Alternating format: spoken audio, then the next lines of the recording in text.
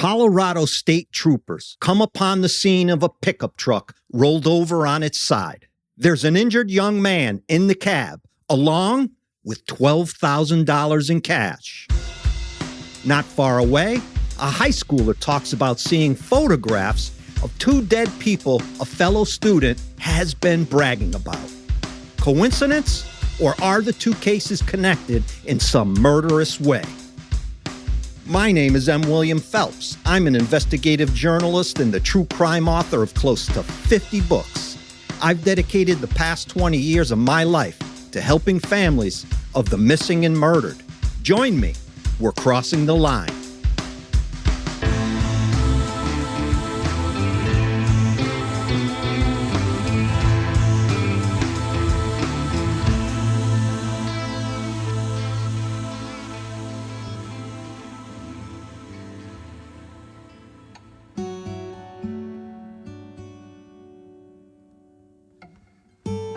A call comes into the Lincoln County, Colorado Communications Center just after 7:30 a.m. on March 30th, 2011.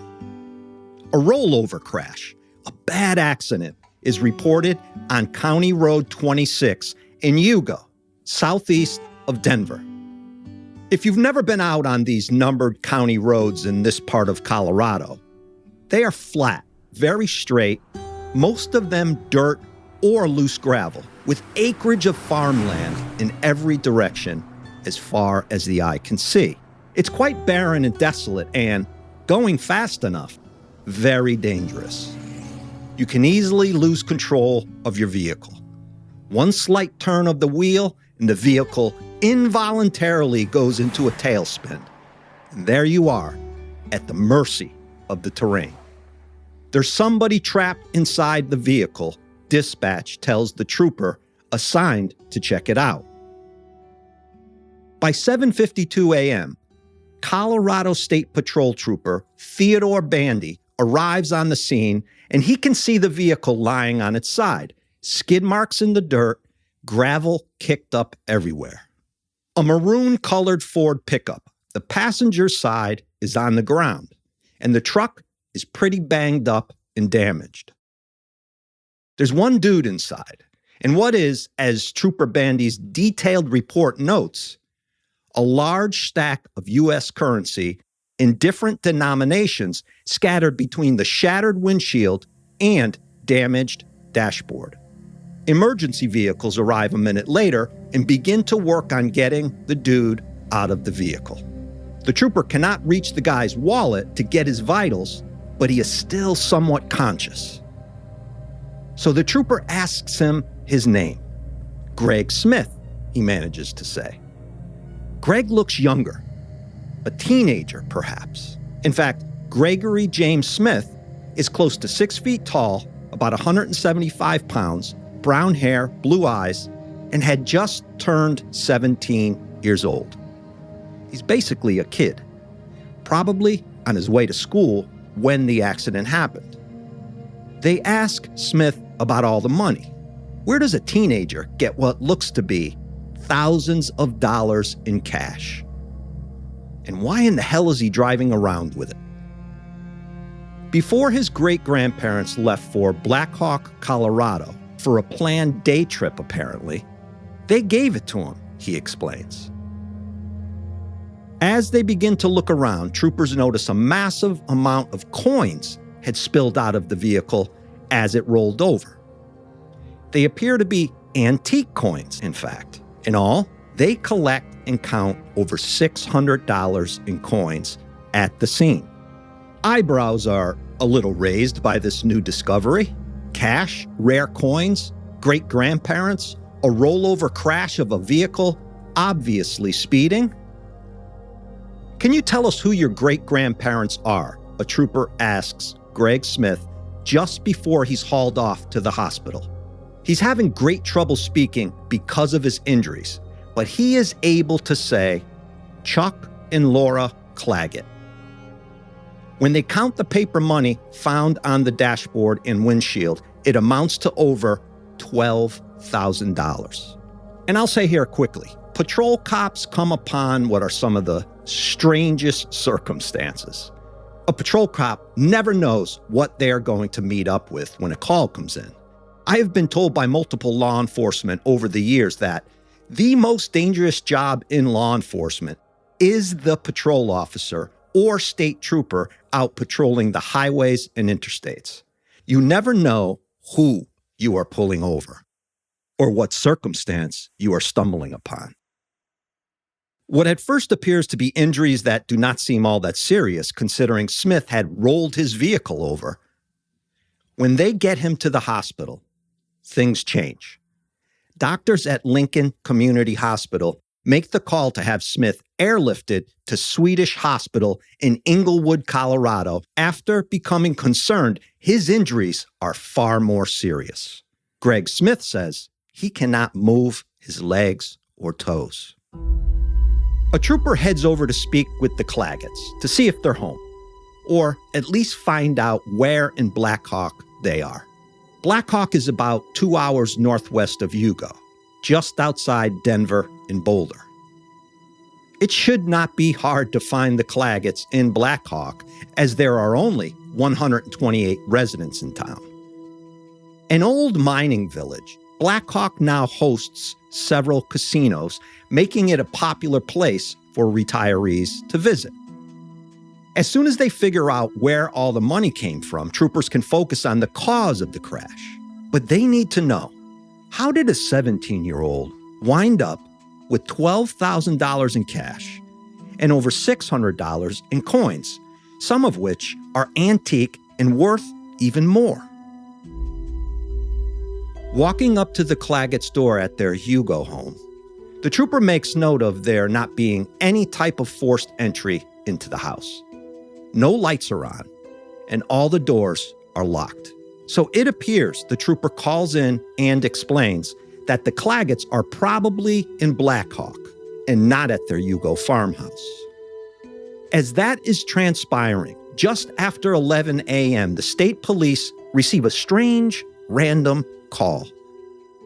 The principal at the Genoa Hugo School District High School phones into the local marshal's office in Hugo and says he'd like to speak to an investigator. Dispatch asks what the issue is.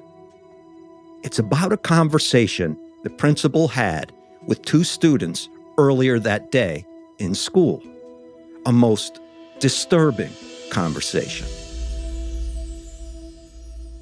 When a trooper calls the principal back, he explains that a student had told him that another student had shown her some photos of what appeared to be two elderly people, quote, bloody, dead, and in bed.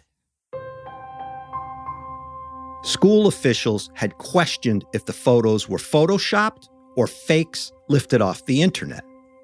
Kids like to grab provocative things from the internet and spread rumors and cause a fuss. Keeps them busy, I reckon. A trooper soon arrives at the high school to speak with the principal in person and the student who had given him the information. They also want to know who it is that had shown them the so-called dead bodies in bed photographs. But that student is at lunch off campus. Somebody tells the trooper to head up to the nearest convenience store and she should be there. Would you be willing to talk to me? The trooper asks the young woman, who doesn't seem at all startled or unnerved by the trooper tracking her down. No problem, she says. And then she begins to tell her story.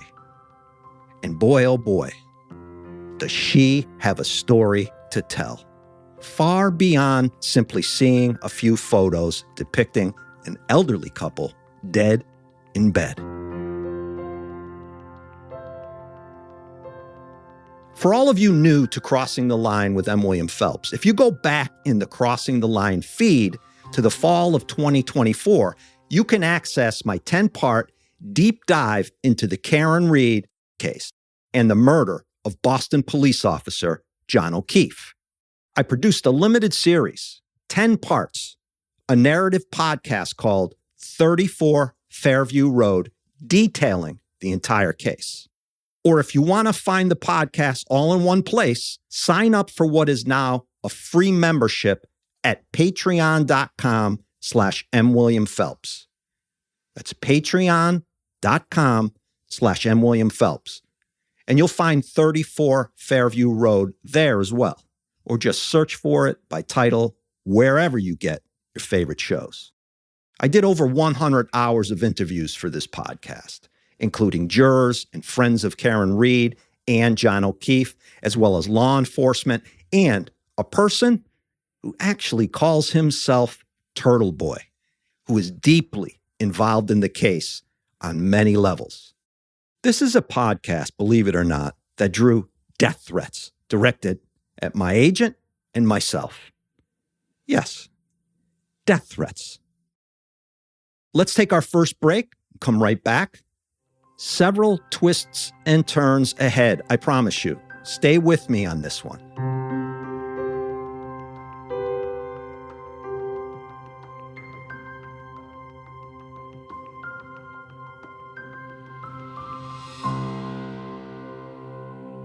Be right back.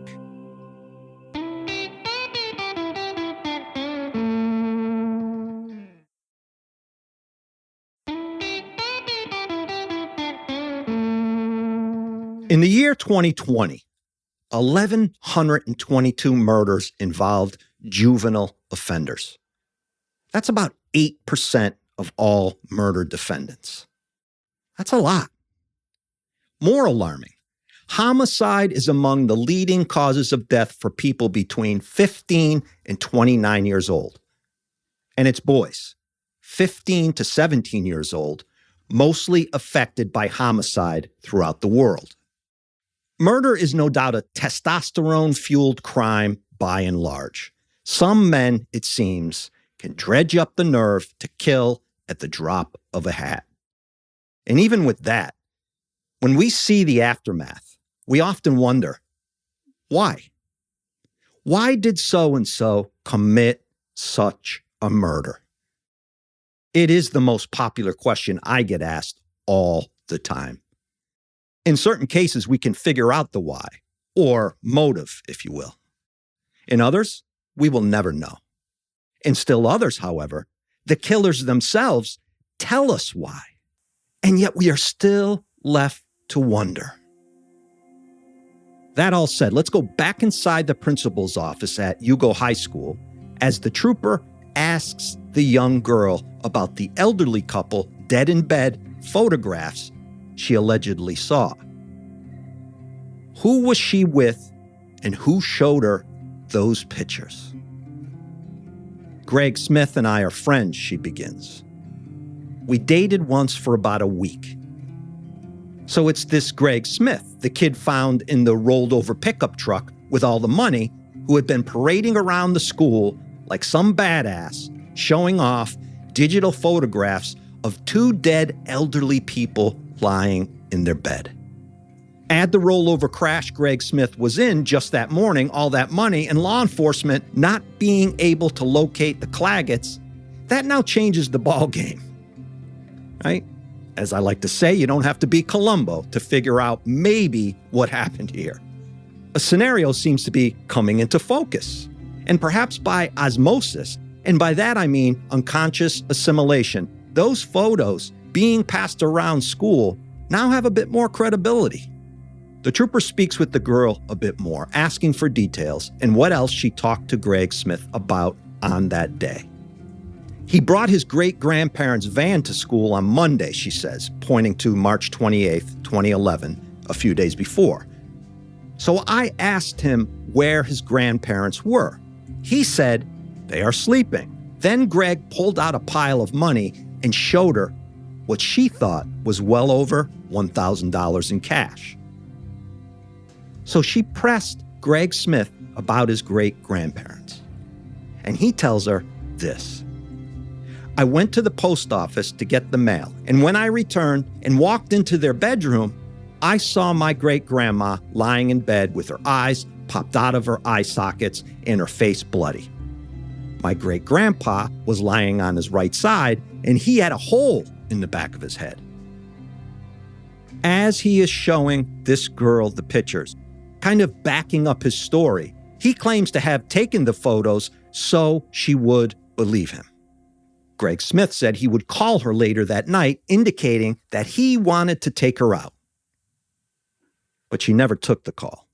So the next day in school, Greg asked why she refused to answer her phone.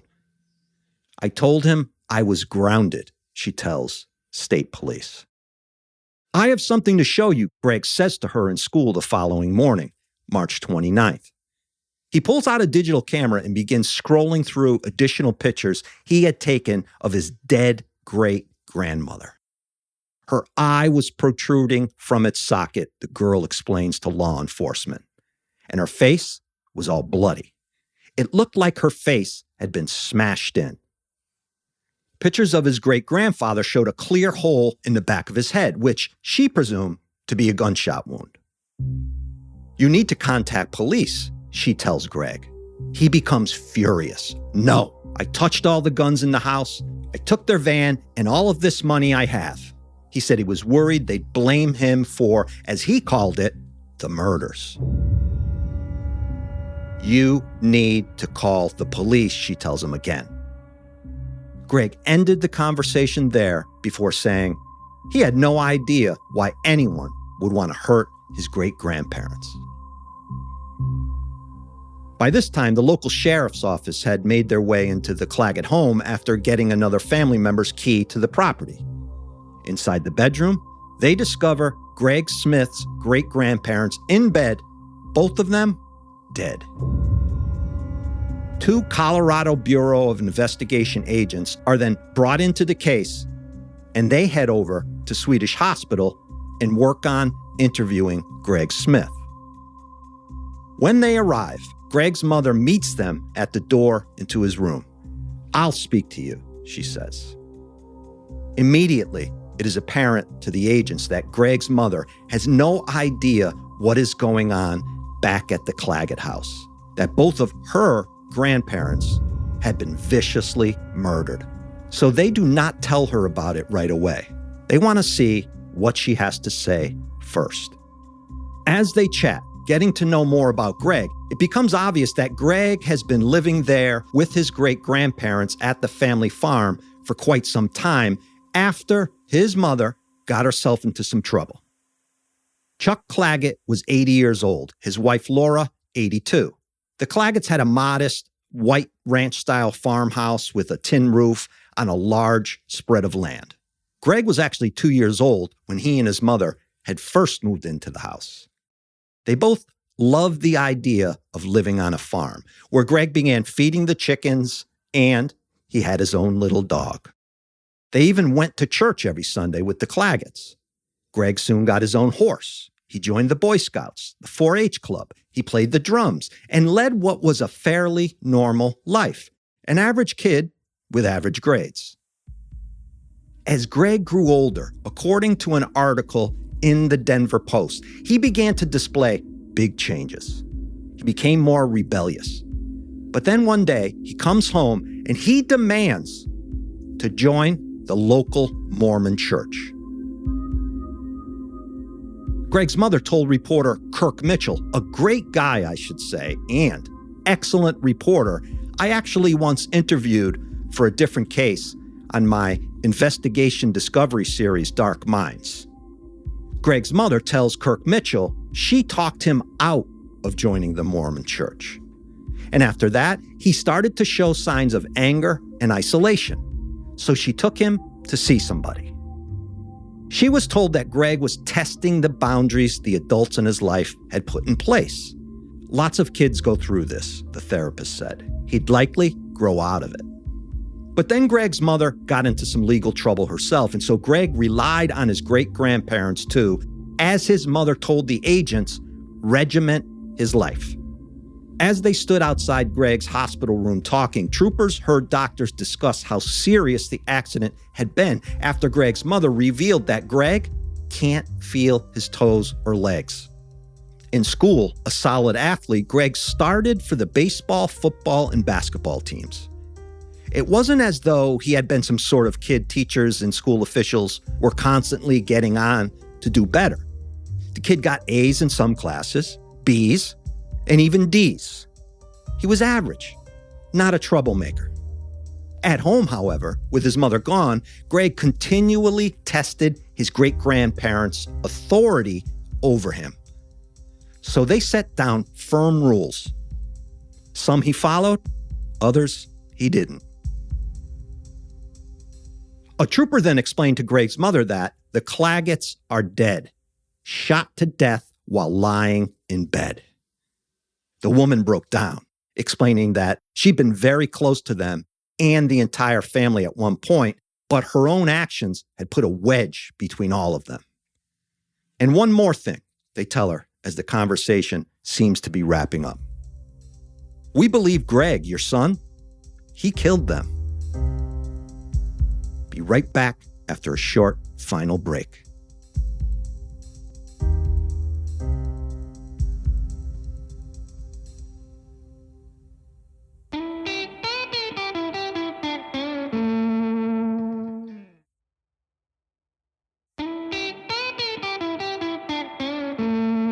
If there's one thing I've learned, it's you never know what might set off a potential murderer. And by that I mean someone who is primed, ready, has convinced themselves they are capable and can and will commit murder. Most of us, thank God, do not ever contemplate such madness. Greg Smith looked beat up and tired, similar to someone who had been in a rollover accident. But all considering, not too bad. He had been told he'd likely regain feeling in his legs. The condition was temporary. His injuries were not life-altering or life-threatening. Last time he saw his great-grandparents, Greg says, was March 28th, before he went to school that morning. He looked in on them. The sheets over them were moving, he explains to two Colorado agents standing over his bed inside his hospital room. So they were still breathing, he adds. When I returned home from school, they were gone. Did you know where they went? I thought they were out gallivanting around, he says somewhat angrily. I thought they had left me to fend for myself. There it is. Doctors soon walk in and the agents are told to wait out in the hallway for a moment. When they come back in, one of them lays it out in the form of a question. Look, Mr. Smith, we need to know what happened to your great-grandparents. Greg Smith does not hesitate. He says, I got a hinkling feeling on Sunday night. Hinkling feeling? What in the hell does that even mean? Hinkling feeling. He continues, they got shot. Why? The agent asks. Because I'm going to pull it off. I'm going to go down and I'm going to shoot my great-grandparents, he says, almost as if talking to himself, telling himself the story, boasting about it. I kind of just shot them for the hell of it to see if I could get away with it. I kinda just shot them for the hell of it. Okay. Greg Smith then admits he shot them on Sunday night. I was restless and could not sleep. I thought about all the bickering they did, the Alzheimer's my great-grandpa had, how my great-grandma didn't know what to do about it. Okay, well, I thought, easiest way is to take them two out of the picture. No more stressed life for me, no more stressed life for them. It'll all be perfectly fine. Shoot two people in the head, it'll all be perfectly fine. There were guns all over the house. He tried a shotgun nearby, it jammed. Grabbed another, that one jammed too. Then he found a pump-action shotgun and still, that one, it jammed as well. I think maybe somebody was trying to tell Greg something there. Then he remembers, at Christmas time, his great-grandparents had given him a .410 caliber pistol. So he decided to kill them with a gun they had gifted him. He then describes how he had developed this meticulous plan, all designed around the sound of the furnace kicking on and off and where to walk on the floor so as not to squeak the floorboards. He knew all of this because This was how he had snuck out of the house on occasion, as they were always up his ass about leaving the house without telling them and asking him where he was going. You know, kind of caring about him. So he devises this plan to sneak up on them quietly as they are asleep. He puts gloves on. He walks into their room without waking them up. He doesn't think twice. He points the gun, in his words, and shot in the general direction where I figured my great-granddad's head would be, and did the same for my great-grandma. What did you do next, they ask? That is, after taking photos of your dead great-grandparents.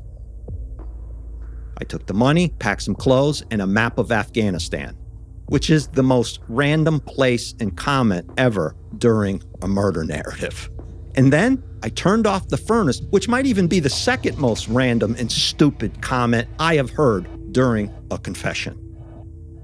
By this time, the agents need to read Greg his Miranda rights, making sure his mother is present, and arrest him for the murder of his great-grandparents. Over the next few years, the question the courts grapple with is this: would Greg Smith be tried as an adult? Could make the difference in life, or Greg getting out of prison in 10 or 20 years. At 17, that would give him decades to be out and about with the potential to once again get that hinkling feeling to randomly shoot and kill 2 people, to see if he could get away with it, of course. Luckily for the world at large, Greg Smith was deemed eligible to be tried as an adult. And so with that, Mr. Smith pleads guilty to first-degree murder in November 2012 and is soon after sentenced to life in prison, which in Colorado does not mean life in prison. Greg Smith will be eligible for parole in 2050. Quote, "Youth is no defense for homicidal acts of this kind," 18th Judicial District Attorney George Bratchler says after the sentencing. Greg Smith knew what he was doing, knew it was wrong. He bragged about it. He showed classmates photos of his dead great-grandparents, and he stole from them on top of it all. And they had given him a home since he was 2 years old.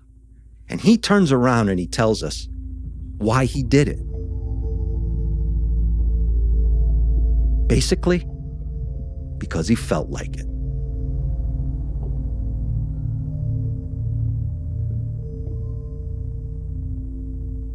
That's it for this week. Be safe. Be aware.